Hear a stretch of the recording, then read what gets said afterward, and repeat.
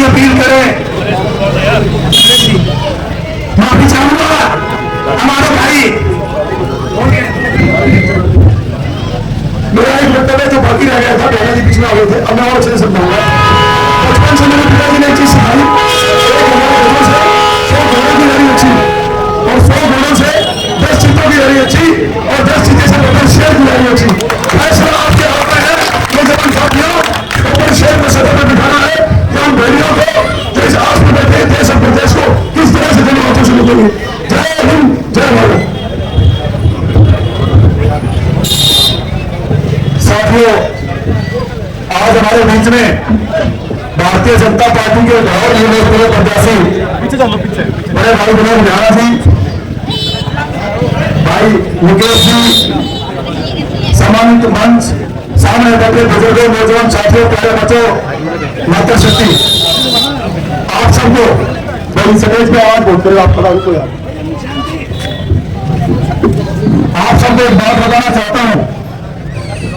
Bharatiya Janata party ने विनोद झाड़ा जी को आपके बीच में कैंडिडेट बना के भेजा है।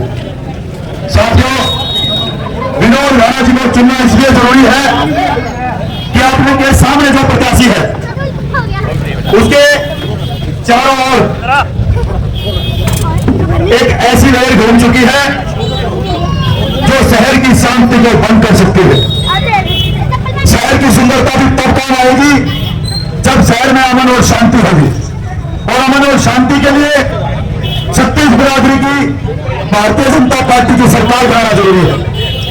आप सबसे मेरा निवेदन है, अपना एक एक वोट भारतीय जनता पार्टी के थंब के निशान पर लगा के भेज देना।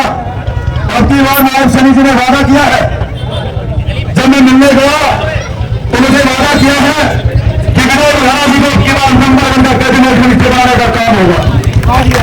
मनोहर लाल खट्टर भी पहले से ही संजय सरकार में कैबिनेट मंत्रालय के ऊपर है और उनके पास शहरी विकास मंत्रालय का बहुत बड़ा बजट है। बहुत बड़ा बजट राणा साहब के पास होगा, बहुत बड़ा बजट मनोहर लाल खट्टर जी के पास होगा। तो जो हमारा संकल्प है आशी को काशी बनाने का, वो संकल्प भी पूरा होगा।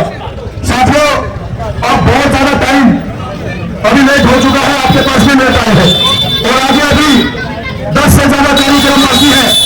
तो इतनी सी विनती पे मैं अपनी वाणी को विराम दूंगा कि आप सबका सपोर्ट आशी को सुंदर बनाने में और शांति प्रिय बनाने में एक एक वोट थंब के निशान पर लगा देना। आपका बहुत बहुत धन्यवाद,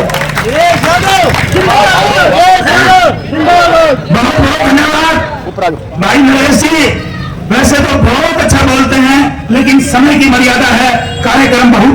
हमारे अनिल बब्बर जी, वो हमारे चारों साथी, हमारे विधायक श्री विनोद झाड़ा जी का पगड़ी पहनाकर मान और सम्मान करेंगे।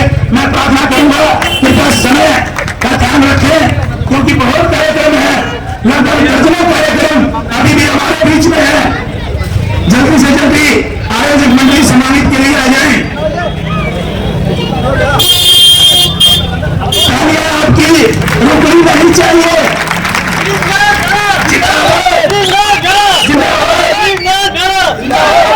हमारे पार्षद भाई मुकेश टुटेजा जी भी हमारे विधायक और भाई नरेश कहकर गए हैं, भावी मंत्री हमारे सोनू तनेजा जी पगड़ी पहनाकर स्वागत कर रहे हैं। धन्यवाद सोनू जी। भाई दिनेश गोयल जी पगड़ी पहनाकर विधायक जी का स्वागत। आपकी तालियां लगातार बजती रहनी चाहिए।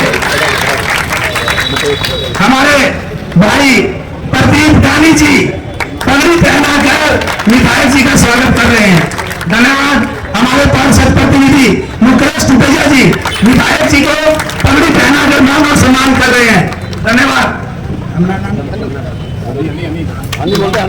हमारे भाई हन्नी जी जो आयोजक हैं, वो भी पगड़ी पहनाकर विधायक जी का स्वागत कर रहे हैं। धन्यवाद।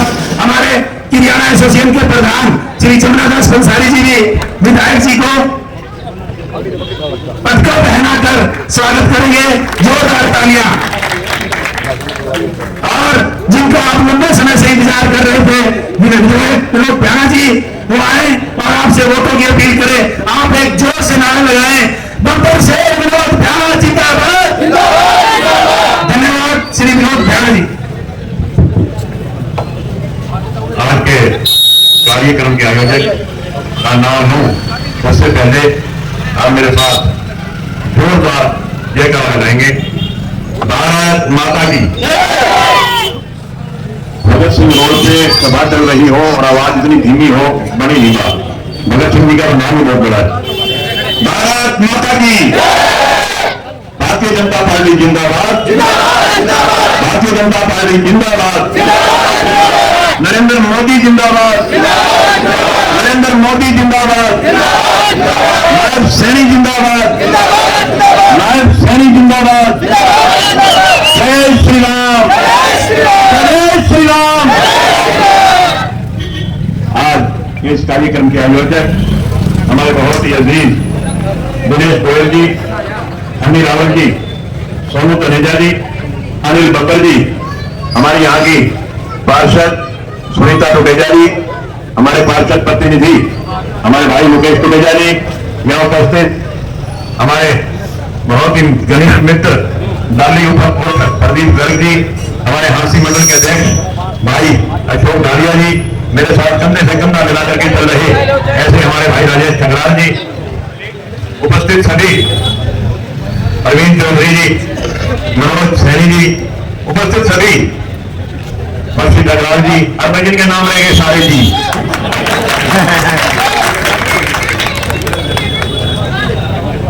वजीर रोहिला जी बैठे, सुरेंद्र माना जी बैठे, मैंने क्या याद रहेंगे सारे जी,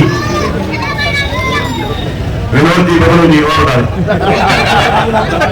बाबूलाल चौहान जी, उपस्थित सभी सम्मानित साथियों, मेरी अति सम्मानित माताओं, बहनों और बहुत ही प्यारे बच्चों, आप सभी जानते हैं कि 5 अक्टूबर को हरियाणा में विधानसभा के चुनाव हो रहे हैं। हमने भी एक विधायक बना करके हरियाणा की विधानसभा में भेजना है। बहनों और भाइयों, 2019 में भी मैं आपके बीच में आया था और भारतीय जनता पार्टी के देश प्यार और आशीर्वाद की बदौलत मैं 2019 में हरियाणा की विधानसभा में पहुंचा।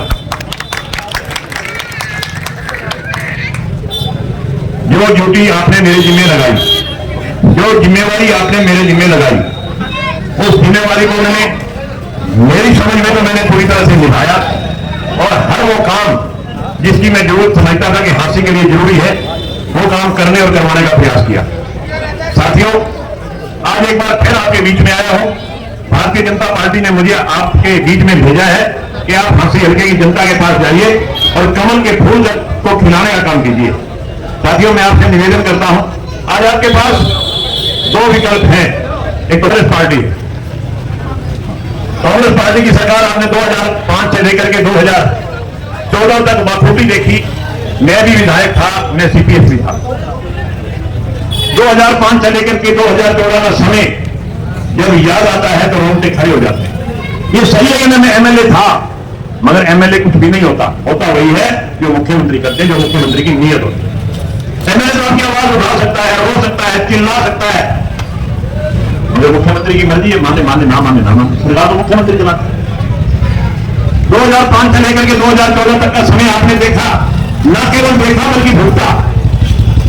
इस किस्म के काम हुए हासिल में आज उनका जिक्र करते हैं तो रोंगटे खड़े हो जाते हैं। हमारे दुकानदार भाई शाम को दुकान बंद करके जाते थे, सुबह जब वो शटर खोलते थे तो नीचे से एक पर्ची लिखी हुई मिलती थी, इतने लाख रुपए पहुंचा देना, नहीं तो अंजाम भुगतने की तैयारी रखना। और दुकानदार भाई कमजोर दिल का होता था तो जाकर के उनसे समझौता कर लेता था।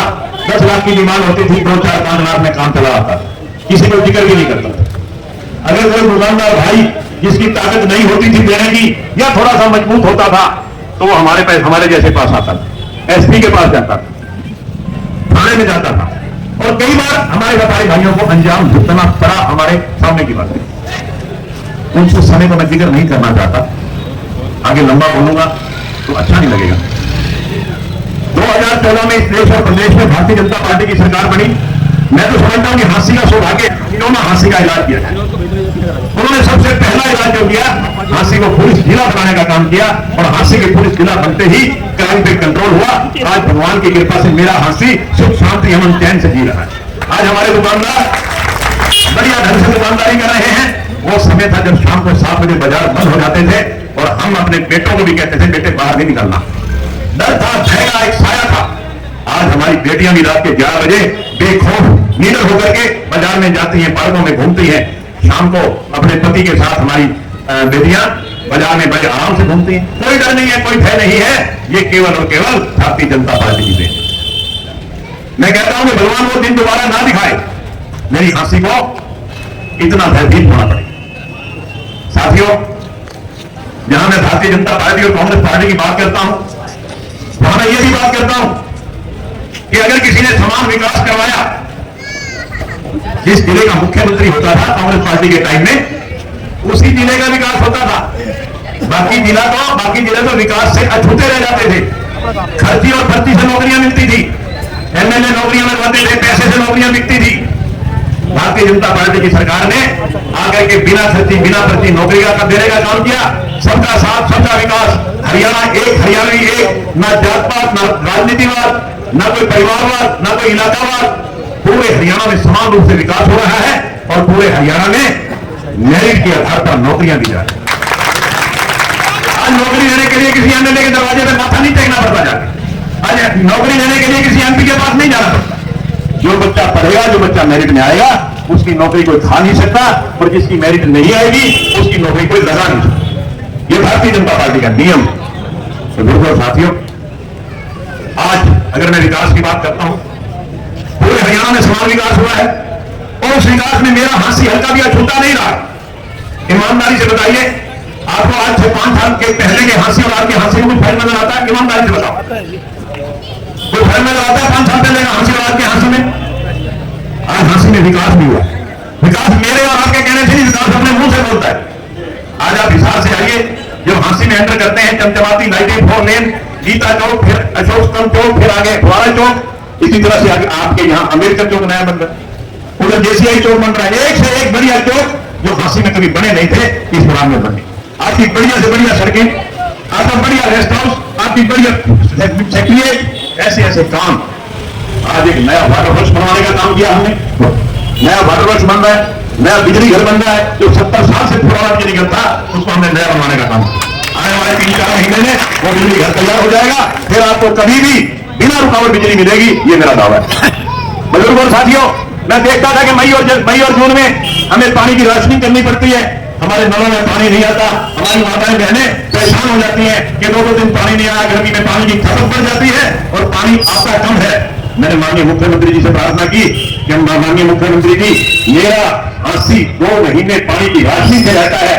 तो मुख्यमंत्री जी कहते हैं क्या इलाज है? मैंने कहा जी, मेरे को मिलता है यमुना के नाम से पानी, यमुना के नाम नहर आती है हमारी 42 दिन के बाद, और 42 दिन का पानी मेरे स्टोरेज नहीं हो सकता, इसलिए जब पानी आने का समय होता है 1 हफ्ता पहले टैंक खाली हो जाते हैं और शहर में त्राही हो जाती है। एक एक बूंद के लिए हमारी माताएं बहनें पानी के लिए तरसती हैं। मेरी इस शिकायत का निवारण करो। कहते इलाज क्या है? मैंने कहा इलाज मेरे वहां से 25 किलोमीटर दूर भाखड़ा बह रही है, मुझे भाखड़ा का पानी दो। चाहे भाखड़ा का पानी ये 42 दिन बाद नहर आती है, वो 360 दिन नहर चलती है, 365 दिन में से 360 दिन नहर चलती है। बहनों और भाइयों, मैं बड़े घमंड के साथ कह रहा हूं, मैं बड़े फख्र के साथ कह रहा हूं कि मैंने वो लाइन मंजूर करवा दी है और आगे जब वो पानी आएगा वो भाखड़ा नहर से आएगा। मेरे शहर को 7 जन्मों तक पीने के पानी की समस्या नहीं आएगी, ये मैं आपसे वादा करता हूं। अब यहां हमने बात की पार्टियों की, भारतीय जनता पार्टी है, कांग्रेस पार्टी है। मैं थोड़ा सा कैंडिडेट पे भी आना चाहूंगा कि आपके समझ 2 कैंडिडेट है। एक कैंडिडेट तो मैं आपके बीच में हूं, आपका भाई हूं, आपका सेवक हूं, पिछले 25 साल से आपके बीच में राजनीति कर रहा हूं। ईमानदारी से कह रहा हूं, राजनीति राज करने के लिए नहीं करता, राजनीति सेवा करने के लिए करता हूं। आज इस मंच पे खड़ा होकर मैं एलानिया कहता हूं, पूरे हांसी हल्का में 7 गांव है, एक इतना बड़ा शहर है, एक आदमी पूरे हल्के में ये कह दे कि बिहार साहब मैं रात के 12 बजे आपके घर गया था, आपने दरवाजे नहीं खोले, आप घर पे थे, सोए हुए थे, आपने मेरी बात नहीं सुनी। एक आदमी भी अगर कह दे मैं वोट मांगना छोड़ करके अपने घर चला जाऊं। मैं राजनीति करता हूं, आपकी सेवा के लिए करता हूं, राजनीति राज करने के लिए नहीं करता। एक हमारे दूसरे कैंडिडेट जो आपके बीच में कांग्रेस पार्टी से चुनाव लड़ रहे हैं, मैं विधायक बना भारतीय जनता पार्टी से, वो विधायक तो नहीं बने, चुनाव हार गए, मगर उनका पद, क्योंकि टॉलरेशन की सरकार बनी, भारतीय जनता पार्टी और जेजेपी ने मिलकर सरकार बनाई, तो उनका पद भी एमएलए से कम नहीं था। क्योंकि अगर हमारा मुख्यमंत्री था तो उनका उप मुख्यमंत्री था, वो भी सरकार में थे। मुझे एक काम बता दें मैं तो आपको हजारों काम बता सकता हूं जो मैंने 5 साल में किए और 5 साल में करवाए। मेरे बताने की जरूरत नहीं है, विकास अपने मुंह से बोलता है। इतने काम मैंने बताए हैं, इन काम में से एक भी झूठ हो तो मेरे गर्दन पकड़ लेना। वो एक काम बता दें आकर के कि मैं भी सरकार में था, मेरा भी डिप्टी चीफ मिनिस्टर था, मैंने 100 आदमियों की मीटिंग की, मैंने कभी डिप्टी चीफ मिनिस्टर को बुलाया, मैंने शहर की मांग रखी, शहर में कोई कमी थी, मैंने डिप्टी चीफ मिनिस्टर को बुला करके उसको दूर करवाया। एक काम 4.5 साल में बता दे, मैं तो भी मान लूंगा कि ये योग्य उम्मीदवार। आप बताइए वो काम उसने करवाया हो तो एक काम नहीं करवाया होगा। कोई काम नहीं करवाया। आज वो आपके बीच में आते हैं कहते हैं कि मैं बढ़िया उम्मीदवार हूं, मैं पढ़ा लिखा हूं, तो अनपढ़ तो हम भी नहीं, मैं नौजवान हूं, काम करने की क्षमता तो आज की हमारी उतनी तेरे से ज्यादा होगी कम नहीं। आज भी जो मेहनत हम कर सकते हैं शायद वो नहीं कर पाए, ईमानदारी। चलो सर, इस बात से हमें क्या लेना देना है। मैं तो केवल आपसे एक बात कहना चाहता हूं, दोनों उम्मीदवारों की तुलना कर लेना, दोनों पार्टियों की तुलना कर लेना, खूब घर में बैठ के मंथन कर लेना, कौन सी पार्टी अच्छी है, कौन सा कैंडिडेट बढ़िया है। एक बात और सोच लेना, भगवान ना करे मेरे शहर में कोई दिक्कत आए, अगर परमात्मा ना करे कोई दिक्कत आ जाए, ये भी मंथन करना कि उस दिक्कत से छुटकारा विनोद घराना आसानी से दिलवा सकते हैं या राहुल मक्कर दिलवा सकते हैं। इस बात में भी मंथन जरूर करना। उसके चारों ओर के लोग देख लेना कि उसके चारों ओर के लोग कैसे हैं, और मेरे चारों ओर के लोग देख लेना। मैंने सत्ता, अगर मैं एमएलए बना हूं तो मैंने मेरी एमएलए सिर्फ खुद की है, खुद, किसी और के हाथ में ताकत नहीं थी। जो काम किया मैंने खुद किया, हर अच्छे बुरे का मैं खुद जिम्मेवार। उसकी देखो भाई, उसके कौन इनकम मंडली है, कौन लोग एमएलएशिप करेंगे, किसकी कोर्ट में बैठेगा, खुद करेगा। मैं ये नहीं कहता खुद नहीं करेगा, मगर समय बताएगा, आप उसकी चारों ओर के लोग देख लेना। इन सारी बातों को मद्देनजर रख करके मैं समझता हूं कि आपका वोट बड़ा कीमती है।